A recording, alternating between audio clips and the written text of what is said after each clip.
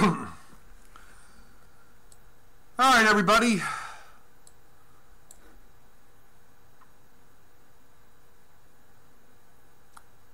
Waiting for me to come up on the screen. There we go.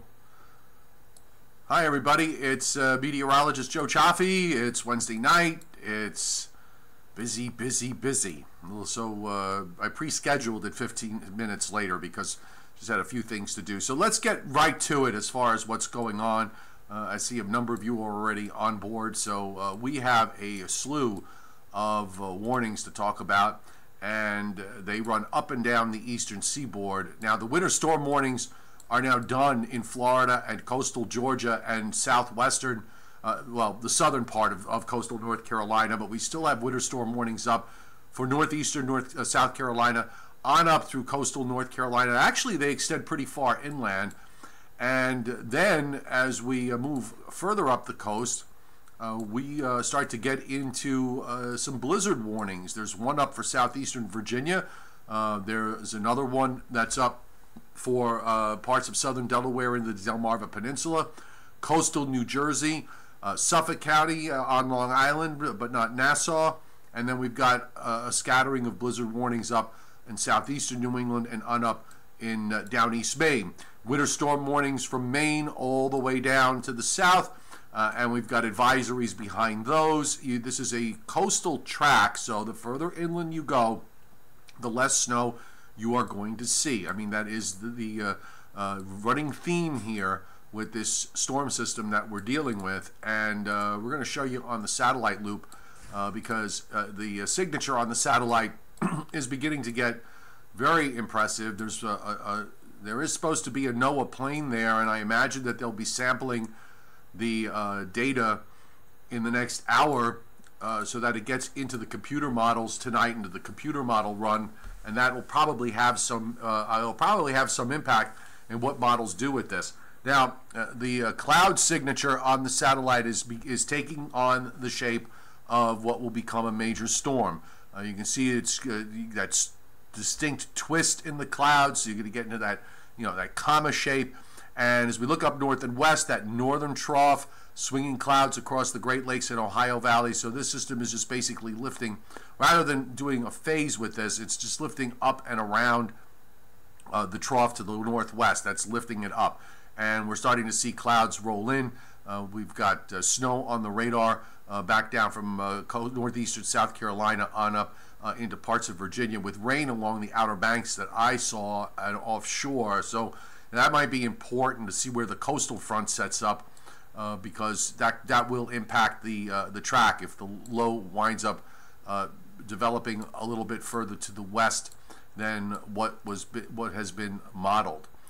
With regards to snowfall, we are thinking it's going to be on the order of anywhere from 1 inch to 3 inches in areas well inland of the coast to 6 to 12 inches or so as we get to the coastline for my area. I want to emphasize, and those of you who are really into weather understand this, but if this is kind of new to you with respect to a blizzard and what a blizzard actually means, it does not mean 2 feet of snow. It doesn't even mean a foot of snow. It could mean maybe just 6 inches of snow. But if you get heavy snow to fall for 3 hours with restricted visibilities under 1/4 of a mile and winds of 35 miles an hour or more, gales, you have blizzard conditions. And that is what we'll probably see over Long Island and in coastal Jersey for at least several hours tomorrow, if not longer.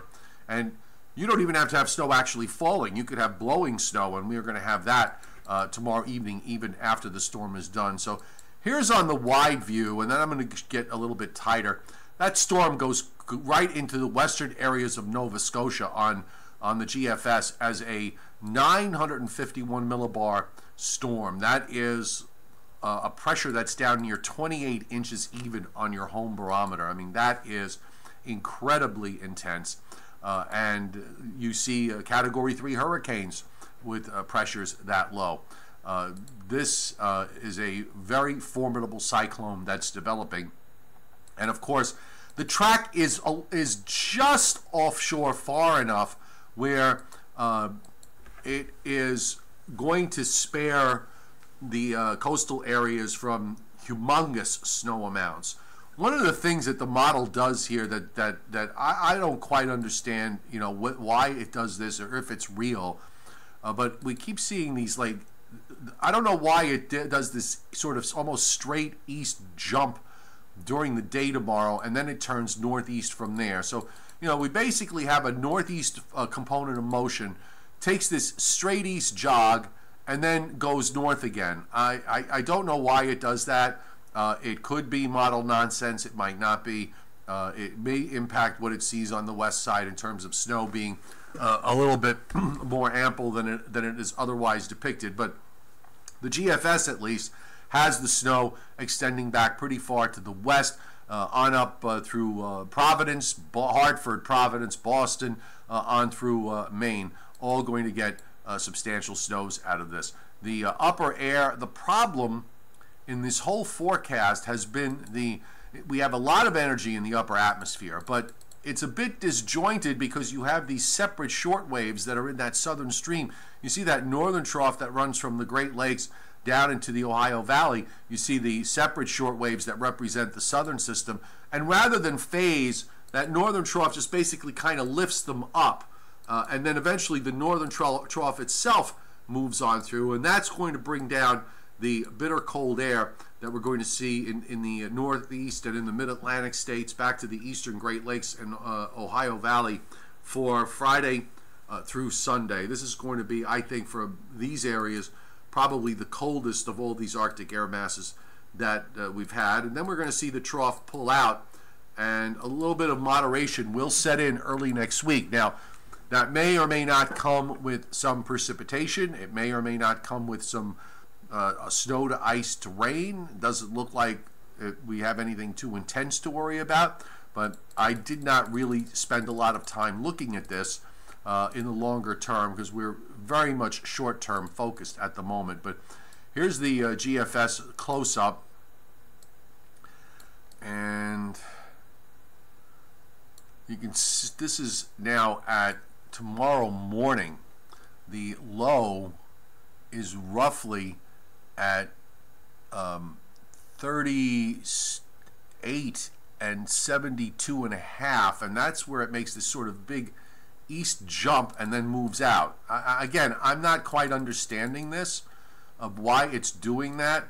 It also is making that eastward move a little later now than it was the last couple of days, so that might be perhaps in response to maybe changing speeds and how these upper short waves are lifting up or not. I don't know. Hopefully the extra data that they get out of this tonight straightens out the models in one way or the other, so we can have this all figured out. As far as precipitation is concerned, we'll bring up the total accumulation of liquid precip. I'm going to kind of use this as my guide and use a ratio that's a little higher than 10 to 1. But the back edge of a ½ an inch will probably, in my mind, run the back edge of the 6-inch line. So basically from Trenton to about New York City to western Connecticut. And then you get that lighter blue in coastal New Jersey and into Long Island. That's where we're talking about maybe 7, 8, or 9 inches. And then you get into eastern Long Island and eastern Connecticut and Rhode Island. That's where I think we stand the best chance of getting a foot. And then opposite, of course, you go north and west. You see how the amounts really tail off rather significantly. And I don't know how much snow is going to fall here on the western side. It may not be more than a coating to a couple of inches in some places. I thought Philadelphia might be on the border of 3 to 6.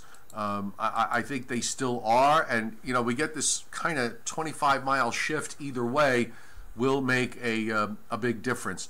The mesoscale models might be of better use, and here we have the NAM3, which continues to show a really bullish outcome for precip amounts of well in excess of 1.25 inches to 1.5 inches over coastal New Jersey, and 1.25 inches or so over Long Island, even back over toward New York City, with 0.4 of an inch of precip going well back into eastern and southeastern Pennsylvania. So the NAM-3, in a system like this, you would think that the 3-kilometer NAM with a very, very tight grid of data of 3 kilometers would be the better model to use in this. I don't know. The RGEM model, and I hope you're getting a real flavor of the forecast dilemma that we have when we've got all of this thrown at us.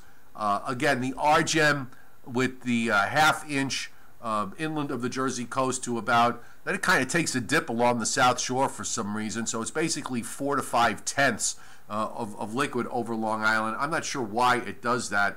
The snow amounts on the RGEM late this afternoon were pulled back a little bit, but it's still basically 6 to 8 inch snowfall in that purplish area. The NAM-3 and the NAM-12 much more robust, a foot to a foot and a half in all these white areas, and then you get into the lower amounts as you go west and north. But on this one, Philadelphia would get about 6 inches, and New York City would get at least 6, and you start to get into the higher amounts across Long Island and southeastern New England. I'm just kind of, at this point, I'm just sort of compromising them all, and I'm kind of at the point mentally where it's sort of like, let's just let this happen and get it going, because it gets very tiresome after after so many days of watching this. Just let me, I'm going to pull up one of the newer models that we have, and this is the HDRPS, the high resolution, I'm calling it the high resolution drops model. And you can see the snow coming into range here during tonight after midnight. R comes in sort of from the south-southeast. You have that well-developed low. Has maybe a much more even-looking track.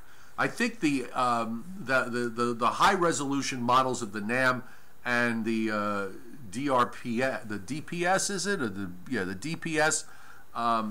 These higher resolution models have more on an honest northeast course, as opposed to that sort of jump to the east and then a turn to the northeast. I can recall one time where the models were forecasting a jump like that, and it actually happened. We were all sitting around. I can remember sitting around wondering. It was a major storm developing just offshore. It was forecast to just suddenly take this gigantic eastward jump and then move northward when it was far enough offshore to produce any big problems. And we kept saying to ourselves, how could this happen? How could this happen? And sure enough, it did. So I don't want to say it's wrong, because if the model's doing it, it must be seeing something. At least the GFS is. The European today was more bullish than it has been throughout this entire scenario. So that was the other thing that got me, brings the confidence level higher. So we're kind of at the end game here as far as the models are concerned. The HDRP model has this moving a little further east as far as Nova Scotia is concerned, with a strong wind and rain event here. Certainly don't have a Canadian view that we could look at, but I can at least bring up the 10-meter wind, and we do have some pretty hefty winds here with that low. We're talking 40 knots or higher, a huge area of gales, although it seems to keep the winds of 50 knots or higher just offshore. But I'm thinking we're going to see gusts there every bit of 50 knots or higher when this storm approaches in full force. And when we look at our coastline as it loads here,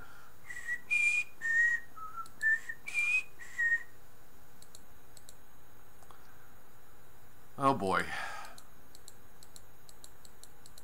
you're doing, there's so much to do, and you get a little tired after a while. But there's our gales here for tomorrow, so you can see why the blizzard conditions are up, with sustained winds right along the coast of 40 knots or higher from New Jersey to Long Island through all of southern New England. So this is going to create blizzard conditions. Again, I think snowfall, even the maximum snowfalls at most to the areas to the east, might get upwards to about 10 or 12 inches. I don't see this getting too out of hand unless we get some sort of some narrow band of really heavy snow that develops as the low deepens.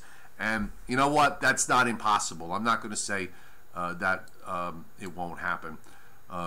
So let me come back to you guys and maybe take some of your questions. I'm going to keep it a little short tonight. Let me just tell you what the schedule is tonight. At 7 o'clock, I'm going to be doing a Facebook Live on Joe Rayo's Facebook page. That's Joe Rayo, R-A-O, and he's under Joe Rayo Weather. So we'll be doing that at 7:15 and Eastern Time. At 9:15, I will be doing it on my Facebook page. So yes, Tom Adams. So we are looking at a low on the order of 947 millibars. So down under 28 inches. That would be incredible. Michael Bologna, 18 to 20 with 3 to 4 inch hour rates. I don't know, Mike. With the low, if the low center were tucked in a little bit more, we might get into a pretty good band. But I think that's really kind of pushing the envelope here as far as total snowfall is concerned. I'm not. I think if we had a little bit more time, you could make maybe a justification for the higher amounts, but I think the highest we're going to see is on the order of a foot in parts of Suffolk County. And it is not going to be equally distributed either because of the banding that's going to occur. You're going to have areas that are going to have 9, 10, or 11 inches, and then you're going to go a few miles, and you're going to go down to 4 or 5, and go up again 4 or 5 miles after that. Let's see. I noticed, Robert Russo, that there have been a lot of school closings. Blizzard in Virginia. Has nature lost her mind? Well, this is an unprecedented Arctic air mass that we've seen, the coldest stretch of weather for a lot of places in many, many years. So it is, it is probably not a big surprise that we saw snow. And as far south as we did down into Florida. So kids making snow angels down in Florida, which was pretty cool. Tom Adams pointing out that he out forecasted the model hugging Met. Yes, I am. I'm hugging myself. Okay. Let's see. Very tough. One of the things I really hope a lot of you have gotten the takeaway from this over the last couple of days is just how difficult forecasting all of this is. I was kind of sarcastically telling a friend of mine yesterday with this DP, whatever it is, DPS model. It's like, oh gee, wonderful, just what we needed, another model to look at and provide a confusing solution. 60-mile-an-hour winds at K-band wouldn't be a surprise. How much snow, Christopher, would accumulate in the Boston area? Because many people are saying a foot. I think, well, Boston should do pretty good with this. I'm thinking you should get up to about a foot of snow, barring any kind of weird thing happening. What am I thinking on the convection and mixing issues along the New Jersey shore on the barriers? Well, I will tell you, Tony, I know that Mount Holly did mention the fact that they were looking at the NAM soundings along the immediate New Jersey shore, that there was a very, very small but evident warm layer.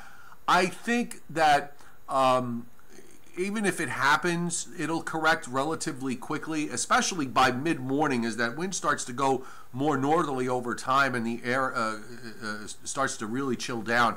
So if it does happen, it should be brief. And I don't think it's going to really impact total snow amounts. One of the things in terms of snow ratios tomorrow is I think when the snow starts, we'll be up at around 11 or 12 to 1.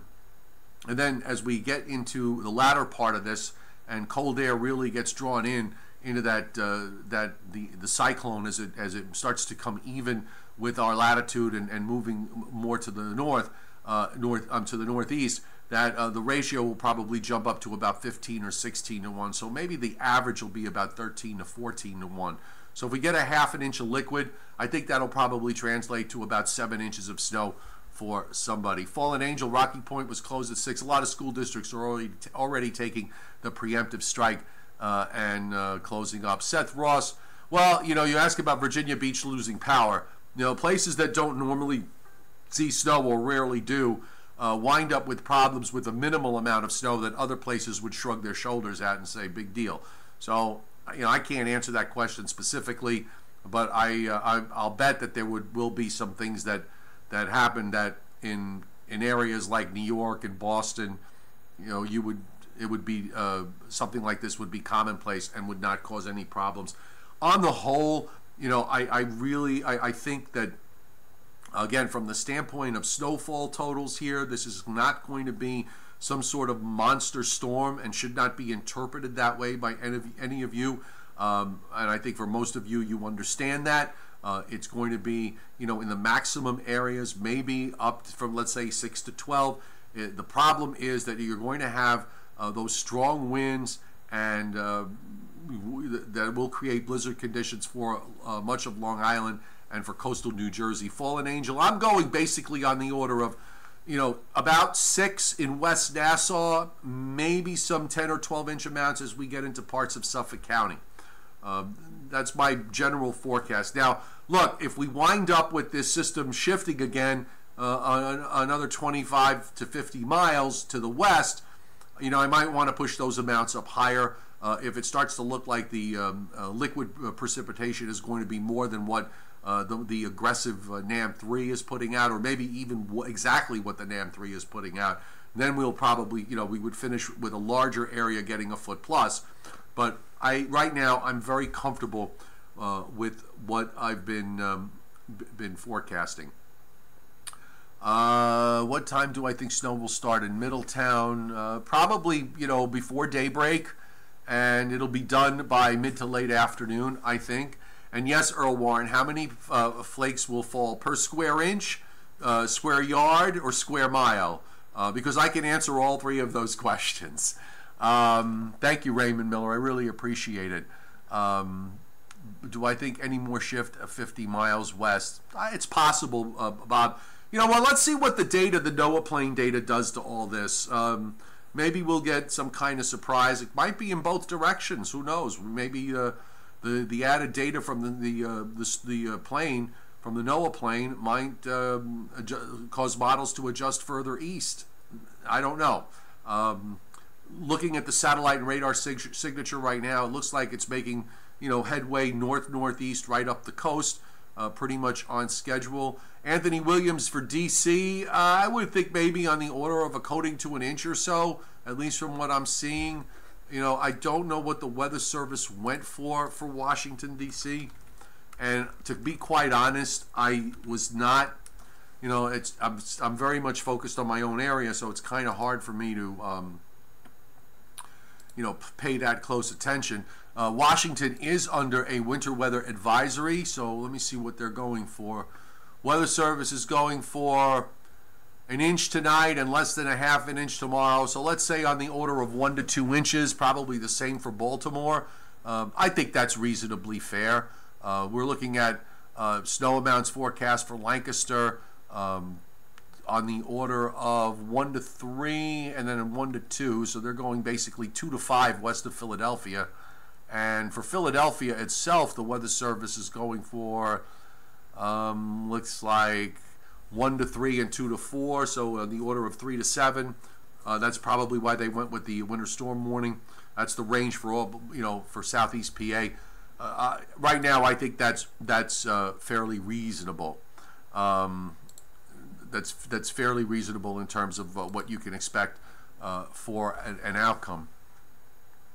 There is no chance, David Erickson, of this storm stalling. Okay, none, 0. Cynthia Gwynn Yaudis, I'm getting nothing so far in central PA. You're feeling left out. There is snow on the radar from the upper trough swinging from the west, Cynthia. So I think you'll probably see something from this. I don't know what it'll amount to, but you're not going to get into the moisture from the storm. That is going to be too far to your east. Going back to David Erickson's question about stalling, multiple mini cyclones making it wobble a bit. I think you could certainly going to see the wobbling, and that's going to happen. But with regards to stalling, no, there's no blocking in the upper atmosphere to cause any kind of stalling. This is going to move right along, and that's another reason why I don't think we're going to get ridiculous amounts out of this. Sean K, thank you for hitting Super Chat tonight. Really appreciate it. Thank you. You will have blizzard conditions, I think, for a few hours at least, Ken Murray in Monmouth County, and you can use your new snowblower, yes. I have one of those toys too.